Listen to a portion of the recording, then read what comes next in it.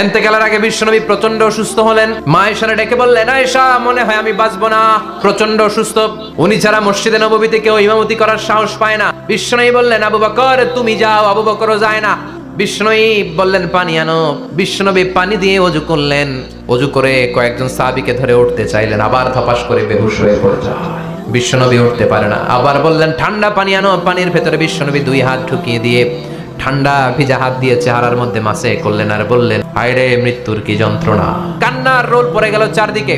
বিশ্বনবীর কলিজার টুকরা নয়নের পুটুলি সাইয়্যিদাতুনা ফাতিমা বিশ্বনবীর কান্না সহ্য করতে পারে না। বিশ্বনবীকে ধরে মা ফাতিমা বিলাপ করা শুরু করে দিলেন, চিৎকার দিয়ে কান্নাকাটি শুরু করে দিলেন আর বললেন, হায় হায় আমার বাবার কি কষ্ট। বিশ্বনবী বললেন, ফাতেমা তুমি কেঁদো না, আমার কষ্ট আজকের পরে আর থাকবে না। কি যেন কানে কানে বললেন, ফাতেমারও কেঁদে দিল। আবার কানে কানে কি যেন বললেন, ফাতেমা হেসে দিল। বিশ্বনবী শোয়া থেকে উঠতে পারে না। এক সাহাবীকে দেখলেন মেসওয়াক করছে। বিশ্বনবী মেসওয়াকের দিকে তাকিয়ে রইলেন। বিশ্বনবীর নিথর দেহটা পড়ে আছে। আয়েশারে যে বলবে, আয়েশা মেসওয়াক দাও, বলতে পারে না। মা আয়েশা বুঝতে পেরে মেসওয়াক আনলেন, বিশ্বনবীকে মেসওয়াক করিয়ে দিলেন।